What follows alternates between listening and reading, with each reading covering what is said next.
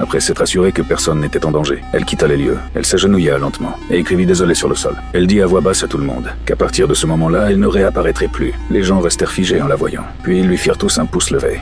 Just like I thought. It's a good monster.